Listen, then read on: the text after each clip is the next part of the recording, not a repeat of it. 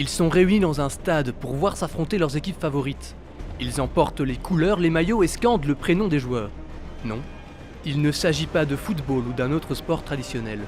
Ici, l'arène est virtuelle et le match se déroule par écran interposé. Bienvenue dans le monde de l'e-sport.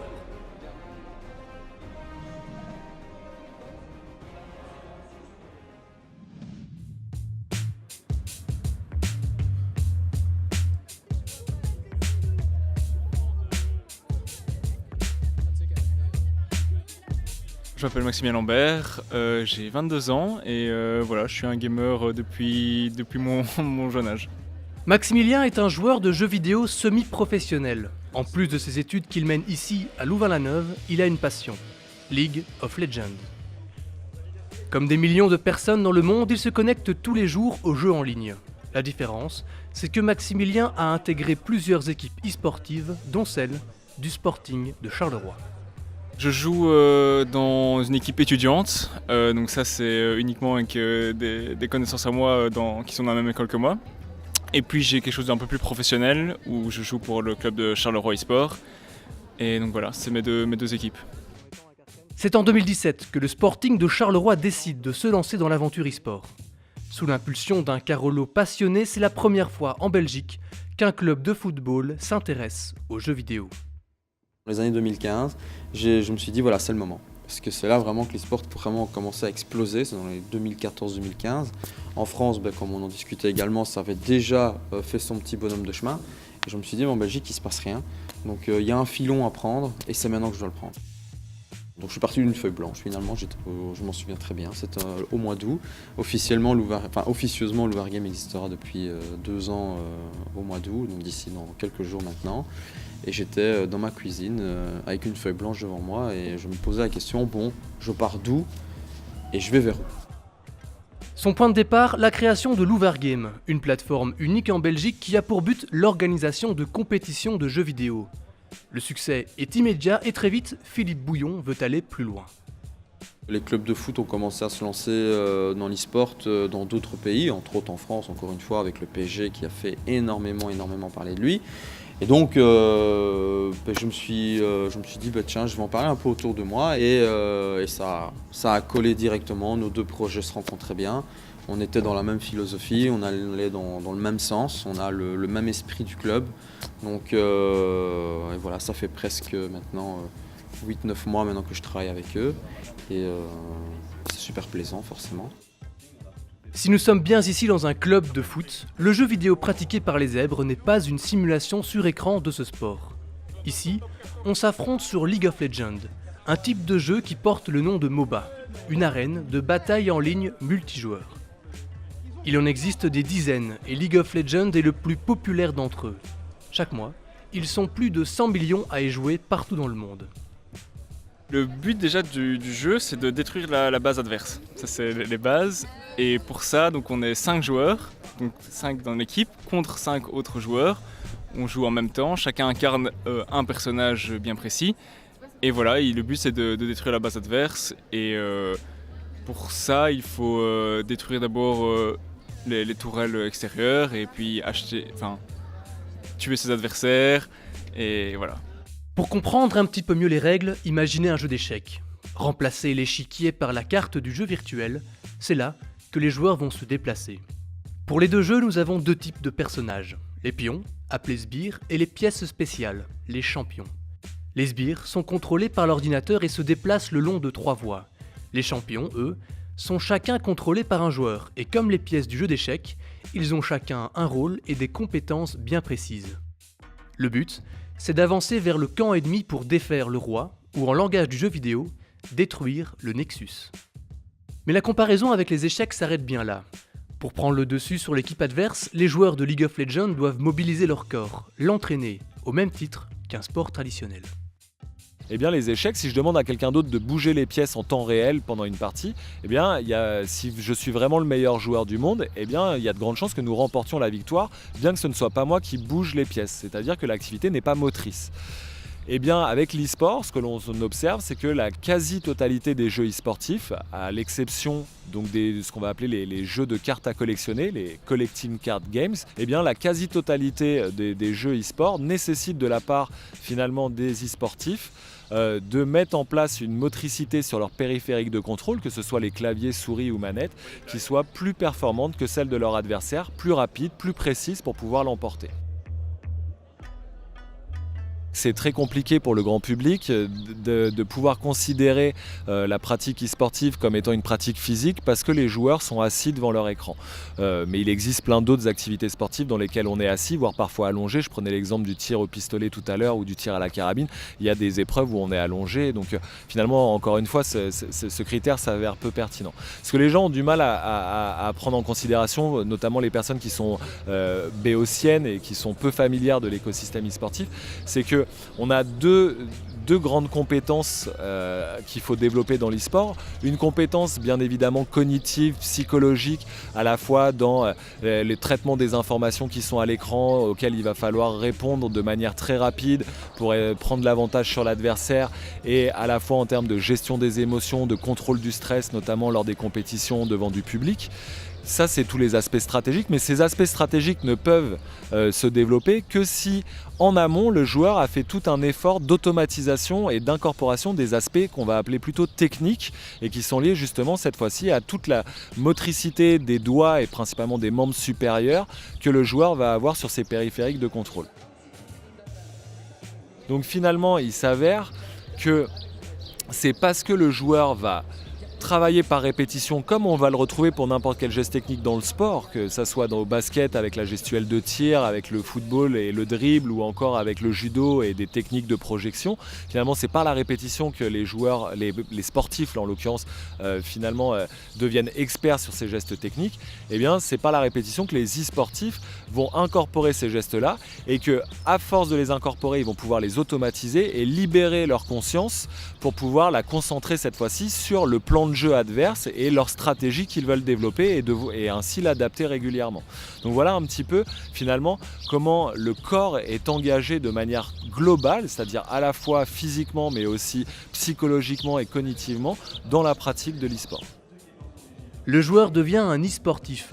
Il n'est plus seul devant son écran et son objectif est désormais la performance. Pour y parvenir, c'est tout un encadrement qui se met en place autour des équipes. On a un coach et un manager. Donc là, l'encadrement, c'est déjà beaucoup plus sérieux que ma team étudiante, tu peux le comprendre. On a 3 entraînements en semaine et on participe à peu près tout ce qui est tournoi, LAN, que ce soit en Belgique, en France. On essaye un peu de regarder tout ce qui se passe autour de nous, quoi. Et vu que c'est une équipe de 5 joueurs, c'est exactement comme un sport traditionnel au niveau des entraînements. Il faut être sérieux pour l'équipe. Et c'est comme ça qu'on peut avancer en équipe en fait. Il faut que tout le monde soit présent aux entraînements, soit sérieux. Et ouais, le coach permet aussi d'instaurer une certaine régularité, un certain sérieux au sein de l'équipe. Ça reste toujours un loisir, je t'avoue. Mais c'est vrai qu'il y a certaines choses qui sont un peu moins loisirs. C'est-à-dire qu'on passe pas mal de temps à parfois analyser des games et pas spécialement jouer nous, donc plus discuter de certaines stratégies, etc. Donc ouais, il y a tout ce côté autre que jouer purement pour s'amuser, quoi. Au niveau compétitif, on ne parle donc presque plus de jouer à League of Legends, mais bien de s'entraîner. Il y a plein de motivations pour lesquelles un joueur peut être amené à jouer aux jeux vidéo et à l'e-sport, mais beaucoup en tout cas cherchent aujourd'hui à optimiser leur apprentissage et donc à être finalement les meilleurs possibles dans le jeu, ou en tout cas à devenir les meilleurs dans le jeu. Et donc ça nécessite bien évidemment de rationaliser sa façon de pratiquer. Et donc les joueurs qui pratiquent le jeu vidéo en compétition généralement passent énormément de temps à non pas jouer au jeu simplement pour jouer au jeu, mais pour finalement optimiser toutes les techniques qu'il peut y avoir dans le jeu et toutes les stratégies qu'il peut y avoir dans le jeu. Comme pour le sport traditionnel, tous ces entraînements ont pour but de se préparer à la compétition. Dans le monde de l'e-sport, elles prennent la forme de grands rassemblements que l'on appelle des LAN. Nous sommes ici à la Gamers Assembly à Poitiers. Cette LAN est la plus importante de France. Et pour sa 19e édition cette année, elle a accueilli près de 24 000 visiteurs et plus de 2000 joueurs inscrits. Parmi ceux-ci, nous retrouvons l'équipe du Sporting de Charleroi. Ce week-end, c'était notre première grosse LAN de grande envergure, on va dire. Donc on visait pas vraiment le top parce qu'on savait très bien qu'il y avait des équipes de très très haut niveau. Du coup voilà, on est arrivé ici, on fait de notre mieux. Pour le moment ça se passe plutôt bien, donc voilà, on est content pour le moment. Bien loin de l'idée du gamer seul devant l'écran de son ordinateur, ici au contraire, les joueurs se rencontrent et développent leur tissu social. On rencontre l'adversaire, on va discuter avec lui, c'est beaucoup plus convivial. Et ouais, je pense que il y a encore des gens qui pensent que les jeux vidéo c'est très, on se renferme sur nous-mêmes, etc. Mais au final, on se rend compte que dès que c'est, par exemple sur notre jeu League of Legends, il y a énormément de communication. Il faut, voilà, il y a tout le côté social qui au final joue énormément, et surtout en LAN. Cette communication sort alors du cadre du jeu et passe du virtuel au réel. Ce sont même des communautés qui se forment autour du jeu vidéo. Les joueurs, lorsqu'ils coupent le jeu, eh bien, ils vont se retrouver sur soit les réseaux sociaux, soit des forums communautaires sur lesquels en tout cas ils vont échanger, soit sur le contenu du jeu, c'est-à-dire sur l'arc narratif du jeu, les personnages, le monde qui a été créé, soit sur des techniques justement cette fois-ci pour mieux performer dans le jeu, comment être meilleur, comment atteindre un meilleur niveau. Et donc là encore, c'est un deuxième lieu de cette sociabilité qui n'est non plus dans le jeu, qui reste en ligne, mais qui est en dehors du jeu. Et donc ça crée des communautés qu'on va appeler des communautés virtuelles. Et puis avec la pratique de l'e-sport, la spécificité de l'e-sport, c'est que les joueurs se rassemblent et ils se réunissent pour s'affronter. Et donc ces communautés qui étaient jusqu'à présent virtuelles, elles vont se retrouver dans la vraie vie, in real life, comme on dit, IRL, en présentiel, lors d'événements compétitifs. Et grâce à ces rencontres dans la vraie vie, ce sont des amitiés sur le long terme qui se créent. Finalement, ces joueurs se retrouvent pour aller boire des coups dans des bars, pour aller au cinéma, pour partir en voyage et en vacances ensemble, et finalement sortent totalement du cadre à la fois du jeu vidéo et de l'e-sport, et pour finalement pénétrer la vie sociale quotidienne. Donc contrairement aux idées reçues d'un joueur qui serait isolé socialement, l'e-sport au contraire favorise vraiment de vrais facteurs sociaux en termes de communication, d'interaction sociale avec d'autres personnes, qu'elles soient coopératives, de partage, ou qu'elles soient plutôt antagonistes, d'affrontement, mais l'e-sport est une vraie pratique de sociabilité. Mais aujourd'hui, les joueurs sont présents pour s'affronter. Étalée sur 3 jours, la LAN s'organise comme un événement sportif. Une première phase de poule détermine l'arbre du tournoi, viennent ensuite les matchs de 8e, quart et demi jusqu'à la grande finale qui se déroule sur la grande scène. La LAN est ainsi strictement réglementée comme toute autre rencontre sportive. Une différence tout de même, c'est que cette réglementation ne vient pas uniquement d'une fédération sportive. Ici, elle est double. Avec l'e-sport, ce qui est très intéressant, c'est qu'on a à la fois le programme informatique, le logiciel et finalement le codage des développeurs qui va définir ce qu'il est possible ou non de faire dans le jeu. Et donc c'est en gros tout ce qui est autorisé dans le jeu est accepté. Et à partir du moment où on affronte d'autres personnes, et c'est le cas de l'e-sport, apparaissent des phénomènes de triche. Et ça, le développeur n'y a pas forcément pensé, et c'est là où les organisateurs d'événements, que ce soit les éditeurs ou ces sociétés spécialisées, sont obligés de mettre une deuxième forme de règlement qui va définir cette fois-ci le format des rencontres, les conditions de victoire, le matériel qui est autorisé et prohibé, les comportements qui sont autorisés, qui sont prohibés, le rôle des arbitres et le répertoire des sanctions qui peut aller de la perte d'une manche jusqu'à la disqualification du tournoi, voire même à une suspension un peu plus longue. Donc on a une double codification, une double réglementation de l'e-sport. Donc encore une fois, à ce titre-là, l'e-sport est très proche du sport. Mais ce n'est pas tout. En plus de l'organisation et de la réglementation, nous retrouvons autour de la compétition tout un encadrement médiatique. Lui aussi est similaire à ce que nous retrouvons dans le sport traditionnel. C'est le cas par exemple de la présence de commentateurs. Comment on peut commenter un jeu vidéo ? Comme on commande du sport, il y a des joueurs qui font des actions qui demandent de la stratégie, de la dextérité, de la rapidité d'exécution. C'est un jeu d'équipe. League of Legends, faut se dire que c'est comme des gens qui jouent aux échecs, sauf qu'au lieu d'attendre que l'adversaire finisse son tour avant de jouer, tu joues directement sans jamais attendre, et tu mets 5 échiquiers côte à côte, et tout le monde joue en même temps. Voilà. Et donc du coup, il faut quand même quelqu'un pour décrypter l'action, pour partager l'émotion, vraiment avec les mêmes codes que le sport traditionnel. Grande finale de ce tout premier qualifier du circuit français 2018 et deux équipes que l'on connaît très bien qui vont s'affronter, Vitality contre Gamers Origin. Là, c'est bête, c'est complètement bête, il n'y a plus de combo pour NG. Ils l'ont attendu par contre Toaster. Toaster, le flash out de Toaster. Yuki, le flash out. Il manque une auto, il manque à rien du tout. Et le first blood. Oui, on y retourne. Il a plus rien, Toaster. Oh là là, le bait des Gamers Origin. Ils sont en train de posséder la Vitality Academy. Ils les ont possédés, c'était leur marionnette. C'est un modèle qui a fait ses preuves dans le sport, c'est-à-dire que bon, pas être tout seul pour avoir une interaction, pour avoir un dialogue, pour avoir des choses à dire et se renvoyer une balle. Et après, effectivement, eh bien, en regardant ce qui se passe dans le jeu avec une équipe dans le casque qui parfois donne des informations. Enfin, c'est vraiment, il y a, moi de mon point de vue, pas de différence. Une différence, il en existe tout de même une. Les matchs ne sont pas diffusés à la télévision mais bien en direct sur Internet.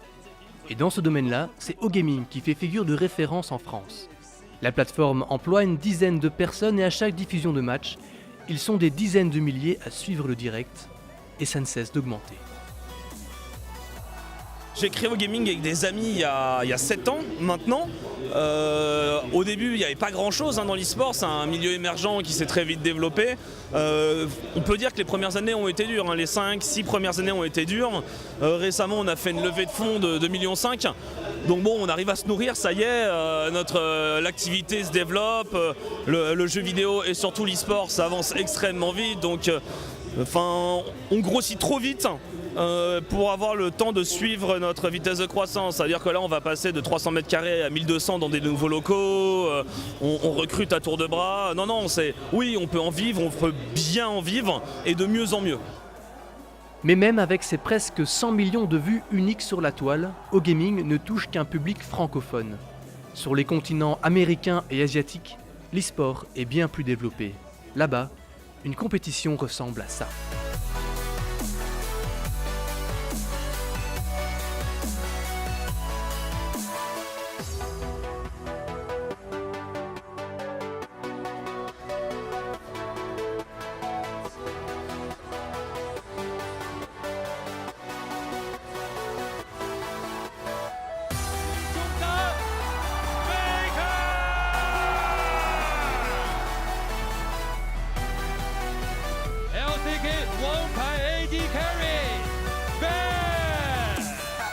En 2018, la scène mondiale de l'e-sport a engendré 908 millions de dollars de revenus, une augmentation colossale de 38% par rapport à 2017.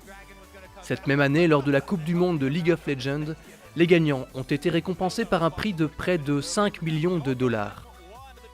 La finale avait alors été suivie par 57,6 millions de spectateurs à travers le monde.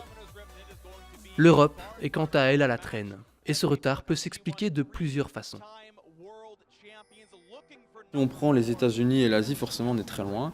On n'est pas les plus éloignés, mais on n'est pas non plus les plus près. Simplement parce qu'eux, ils ont l'e-sport, ça existe depuis bien plus longtemps que nous. Je pense que c'était vraiment au début des années 2000. Nous, comme je te l'ai dit tout à l'heure, c'est plus arrivé dans les années 2010-2014. Donc forcément, on a une dizaine d'années de retard, que ce soit sur les structures, l'encadrement, les salaires que perçoivent les joueurs, les événements. Voilà, aux États-Unis, c'est des événements qui peuvent atteindre des fois 200, 250 000 dollars. À l'heure actuelle, en Europe, c'est impossible. Je pense que le montant le plus haut a atteint les 100 000 dollars, enfin les 100 000 euros plutôt. Et encore, c'est dans des groupes tels que les DreamHack, qui est un groupe international. Donc, je veux dire, ils peuvent céder de ce qu'ils gagnent sur d'autres continents pour essayer d'améliorer le continent européen. Donc voilà, on est dans des montants qui sont complètement exorbitants. Encore récemment, je lisais un article sur Dota 2, qui est le jeu le plus doté au monde.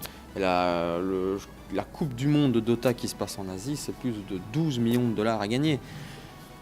Donc quand on atteint ce genre de chiffres, on peut se dire que nous, on est vraiment à la traîne à ce niveau-là par rapport à ces continents-là. Maintenant, après, au sein de l'Europe, on n'est pas forcément très en retard. Du moins, on a rattrapé le retard qu'on avait sur d'autres pays. La seule chose qui nous manque maintenant, je veux dire, c'est une compétition un peu plus majeure avec un peu plus de cash. Je suis en train de travailler sur le projet, donc je pense que ça arrivera incessamment sous peu. Mais c'est vrai que c'est un peu la seule chose qui nous manque à l'heure actuelle.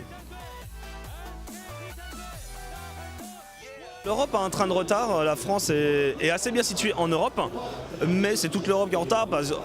En termes d'investissement déjà, en fait, le marché est plus frileux, mais je pense que c'est pas une surprise, quel que soit le milieu, que l'investissement en Europe va moins vite que l'investissement en Chine ou aux États-Unis. Donc ça se ressent aussi dans les salaires, forcément. Ensuite, l'Europe est un pays multiculturel avec plusieurs langues, donc eh bien, dès qu'on touche à de la diffusion, eh bien forcément aller trouver un sponsor pour la langue française, c'est beaucoup plus dur que d'aller trouver un sponsor pour la langue anglaise par exemple. Donc en fait, multiplicité des langues, moins d'investissement, donc on court un petit peu après l'argent. Nous par exemple, notre investisseur, c'est pas un Européen, c'est un fonds d'investissement canadien. Et pourtant, on a cherché pendant 1 an en France, et pendant 1 an en France, on a eu des processus qui ont mis des mois et des mois et des mois. En 3 semaines, c'était fait avec des Américains. Donc au bout d'un moment, il n'y a pas de secret, c'est-à-dire qu'ils sont moins frileux, ils ont plus peut-être l'habitude de prendre des risques. Mobilisation du corps, entraînement, réglementation, encadrement professionnel et médiatique. Tous les éléments semblent être réunis pour inscrire l'e-sport au rang de discipline sportive à part entière. Pourtant, en Belgique et en France, ce n'est pas encore le cas. La raison est en partie législative. En Europe et notamment en France, le sport est encadré par des fédérations qui sont reconnues par le ministère des Sports. Et c'est ça qui fait qu'une activité physique devient un sport.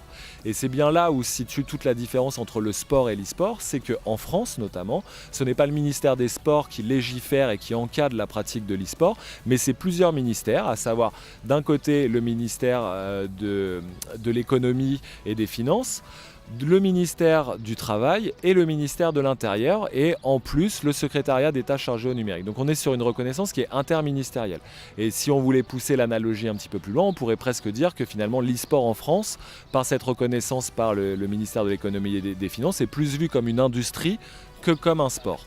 Dans d'autres pays du monde, l'e-sport figure au même rang que les autres pratiques sportives traditionnelles. C'est le cas de la Corée du Sud, dont on parle le plus souvent, qui a été pionnière, la Corée du Sud a été pionnière de ce point de vue-là, mais d'autres pays, comme la Russie notamment, décernent les titres de grands maîtres sportifs à des joueurs e-sportifs. Les États-Unis décernent des visas d'athlètes sportifs traditionnels pour les e-sportifs qui viennent travailler chez eux. Le canton de Genève en Suisse a encadré la pratique de l'e-sport par les organes et les associations du sport du canton. Donc on voit finalement que cette question-là, elle est impossible à essentialiser sans prendre en considération les différences culturelles. En plus d'un manque de reconnaissance institutionnelle, ils sont encore nombreux à ne pas comprendre ou à ignorer tout simplement l'ampleur de l'e-sport. Mes parents, quand j'aurais montré les grands tournois qui se passaient, les grandes salles, l'énorme public qu'il y avait pour ça, c'est un peu ça qui les a choqués. Ils se sont vraiment rendus compte de l'ampleur du truc, quoi, parce que souvent je montrais des parties, etc. Et ils étaient là, oui, mais il n'y a personne qui regarde ça. Ils ne comprenaient pas vraiment qu'il y avait vraiment énormément d'engouement autour de ça et vraiment des gens qui suivaient les gros joueurs, etc.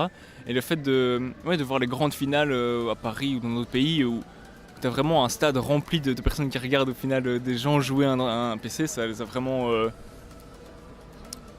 fait prendre conscience qu'il y a des gens derrière, quoi. Effectivement, il y a des gens qui disent « Ah, il y a des gens qui regardent des gens jouer ». Ouais, c'est la définition de regarder du sport à la télé. Et donc après, c'est pas la même discipline. Il y a des disciplines qui parlent pas aux mêmes personnes. Moi, par exemple, regarder du foot, ça m'emmerde. Et je pourrais dire la même chose. Je comprends pas ces gens qui regardent du foot. Par contre, j'adore le rugby, j'adore regarder commenter du League of Legends ou d'autres trucs. Faut voir ça, voilà. Chaque jeu vidéo est comme une discipline, comme dans le sport. Il y en a qu'on va aimer, il y en a qui vont pas aimer. Bon, si on n'aime pas, on peut passer son chemin, il y en aura d'autres.